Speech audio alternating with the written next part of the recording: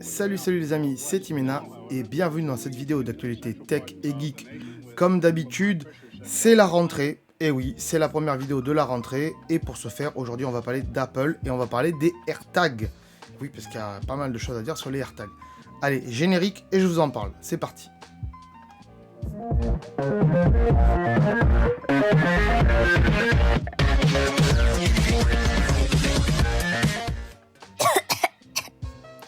Donc aujourd'hui, de quoi on va parler? Pour ça, je vais me mettre en tout petit comme d'habitude. On va parler donc des AirTags, les enfants, et on apprend que un AirTag perdu est retrouvé 20 fois plus vite qu'un appareil Tile. Donc Tile, c'est l'appareil de la concurrence, c'est eux qui étaient là avant les AirTags d'Apple. Donc un journaliste a fait une expérience et a placé un AirTag et un Tile derrière un panneau de signalisation dans une rue très fréquentée. Et en seulement 30 minutes, une notification est apparue sur l'iPhone pour donner l'emplacement du AirTag et pas du Tile. Donc voilà, ça prouve que ça va 2 fois plus vite avec un AirTag. Grâce bien sûr à tous les iPhones qui passent dans la rue, vu que c'est une rue très fréquentée, et qu'il n'y a pas beaucoup de gens qui ont des Tiles, il y a plus de gens qui ont des iPhones entre guillemets. Bref, je dis ça pourquoi? Parce qu'en fait, les Tiles, pour que ça marche, il faut que les autres utilisateurs de Tiles aient l'application qui tourne en tâche de fond. Tandis qu'un iPhone, il n'y a pas d'application AirTag qui doit tourner en tâche de fond. Vous avez juste un iPhone, même si vous n'avez pas d'AirTag, votre iPhone va servir à repérer les AirTags des autres gens, même si vous n'en avez pas. Voilà. Donc ce rapport indique que les AirTags a été localisé 13 fois grâce à des iPhones qui passaient donc par là. En revanche, il a fallu 12 heures avant qu'un membre de la communauté Tiles détecte l'appareil Tile. Donc voilà, ça veut dire une chose, c'est que conclusion, les AirTags se retrouvent plus rapidement qu'un Tile, ça on l'aura bien compris. Et ça, bien sûr, je l'ai dit tout à l'heure, c'est à cause du faible taux de la communauté des Tiles. Il n'y a pas beaucoup de gens qui ont des Tiles, voilà. Comparé aux 1 milliard d'iPhones qui sont en circulation autour de la planète, et aussi les iPads, les Macs, ça marche là. Tous les appareils Apple qui ont du Bluetooth, ils vont pouvoir envoyer la position du AirTag. Donc ça, c'est super. Ce qui veut donc dire, comme je l'ai dit dans le titre, qu'un AirTag est retrouvé 20 fois plus vite qu'un Tile. Donc voilà, n'achetez pas des Tiles, même si il y a des avantages aux Tiles, parce que ça repère un peu plus loin quand même en termes de portée. Un AirTag c'est 10-15 mètres avec le Bluetooth, alors qu'un Tile c'est un peu plus loin, je crois. J'ai pas les chiffres en tête, mais voilà. Mais préférez le AirTag d'Apple, honnêtement. Moi j'en ai acheté 2, j'en ai mis un sur mes clés de bagnole. Le deuxième, je m'en sers un peu pour tout, des fois pour des bagages, des fois pour mon fils. Quand je vais à la forêt, voilà, je peux le mettre sur mon fils. Une forêt où il y a du monde, bien sûr. Si c'est une forêt où il n'y a personne, c'est sûr que vous n'allez pas retrouver votre enfant.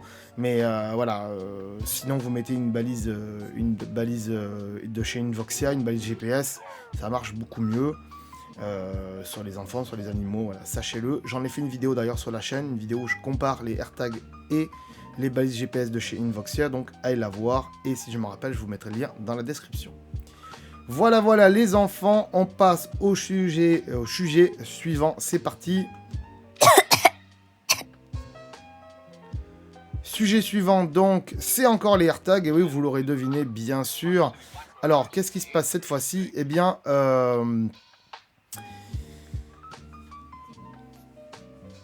il y a, soi-disant, les mesures anti-harcèlement ne sont pas suffisantes, donc elles seraient insuffisantes.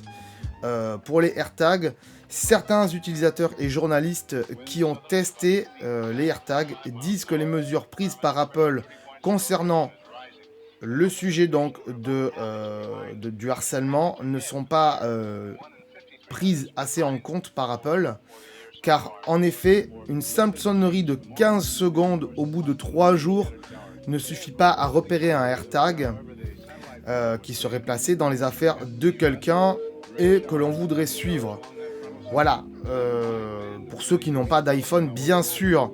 Donc, qu'est-ce que ça veut dire ça? Je le répète pour ceux qui ne comprennent pas le fonctionnement des AirTags. Les AirTags, si vous avez un iPhone, si donc vous appairez un AirTag, si votre compagne, par exemple, votre femme, elle a un iPhone, et que vous lui mettrez votre AirTag dans son sac, il va pas sonner. Il va sonner qu'à la fin de la journée, quand elle va rentrer à la maison, et encore, c'est pas sûr. C'est pas sûr, parce que quand elle va rentrer à la maison, hop, il va se reconnecter au téléphone du propriétaire, et normalement, il devrait pas sonner. Maintenant, si votre femme, elle va chez quelqu'un à son travail, qu'elle reste un moment à son travail, là, ça risque de sonner pour la prévenir. Mais voilà, c'est une petite sonnerie de 15 secondes, et si elle est au fond du sac, on n'entend pas forcément. Pour ceux qui ont des appareils Android, par exemple, vous avez un iPhone avec votre AirTag, vous mettez donc le AirTag dans le sac de votre femme qui a un téléphone Android, là, le AirTag sonnera qu'au bout de 3 jours. Donc, voilà, il y en a qui disent que c'est pas suffisant au niveau de tout ça, de la sécurité, du harcèlement, et que potentiellement, les gens, ils pourraient pas avoir un AirTag, ils pourraient être suivis donc à leur insu, et c'est dommage. Voilà. Donc, je sais pas ce que vous en pensez de tout ça. Est-ce que vous trouvez que les AirTags, c'est suffisant, ce système? Apple a pensé les AirTags par rapport à ça aussi, bien sûr. Mais il y a eu beaucoup de contraintes qui s'est fait pendant le développement. Donc, c'est normal qu'ils ont fait ce genre de système. Ils savaient très bien que si le AirTag, il allait sonner dans un train, dans un métro, la personne, elle va paniquer. Elle va dire, mais qu'est-ce que j'ai sur moi? Pourquoi ça sonne et tout ça? Le AirTag, il a été conçu plus pour des objets qui ne bougent pas. Donc des clés, des sacs, voilà. Alors, je dis pas qu'un être humain est un objet.